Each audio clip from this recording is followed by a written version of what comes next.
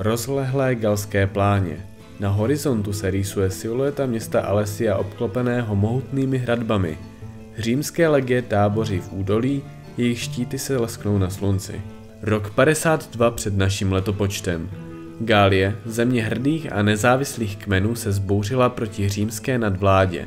Pod vedením charismatického vůdce Vercingetorixe sjednotili Galové své síly a postavili se proti legiím Julia Caesara. Nejdůležitější bitva této války se měla odehrát u města Alesia. Toto galské oppidum, pevnost na vrcholu kopce, se stalo posledním útočištěm galského odporu. Caesar, zkušený vojevůdce a politik, pochopil, že dobytí Alesia rozhodne o osudu celé Gálie. Caesar se rozhodl pro obléhací taktiku, která měla vyhladovět obránce. Jeho legie postavili dva obrovské valy kolem Alesie, vnitřní a vnější. Vnitřní val měl zabránit úniku Galů, zatímco vnější měl odrazit případnou pomoc zvenčí. Mezi těmito valy vznikl tzv. Annulus, prstenec smrti, který měl Galům znemožnit získat zásoby.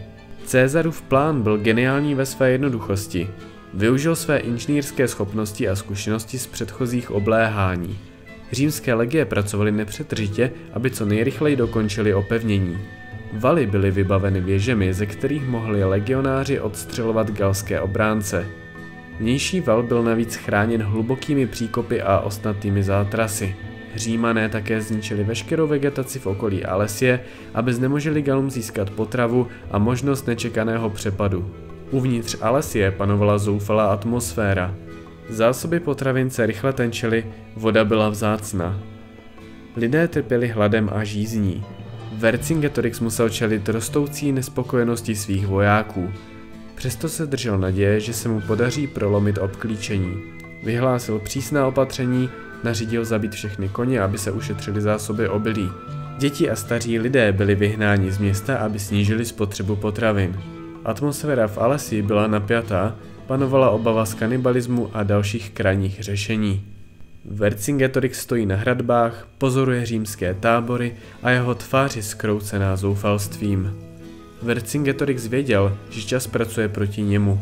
Musel jednat rychle, než jeho muži úplně ztratí sílu. Rozhodl se k zoufalému pokusu. V noci nařídil svým mužům zaútočit na římské linie. Noční útok. Galové zvolili pro svůj útok noc, kdy to římské hlídky očekávali nejméně. Tisíce válečníků se prohnali podzemními chodbami a vynořili se přímo v římském táboře.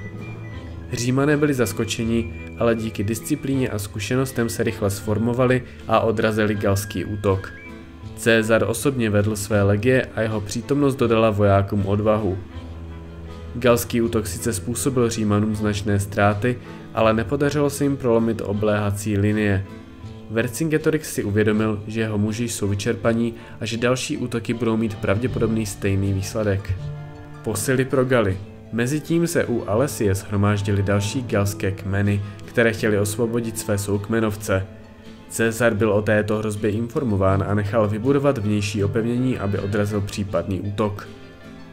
Galské posily zaútočily na vnější římské opevnění, zatímco Galové uvnitř Alesie podnikli nový výpad proti vnitřnímu valu.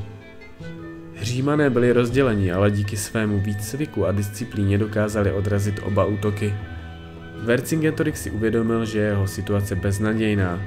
Jeho muži byli vyčerpáni a hladoví, zásoby potravin byly na vyčerpání. Rozhodl se vzdát, aby zachránil životy svých vojáků. Caesarův triumf byl úplný.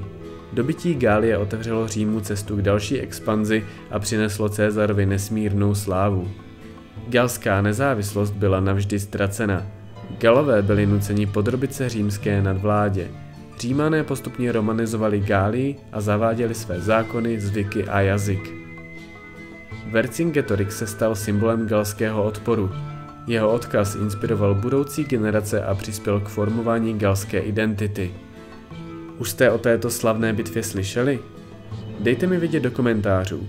Pokud se vám video líbilo, budu rád za váš like a odběr. Uvidíme se zase příště.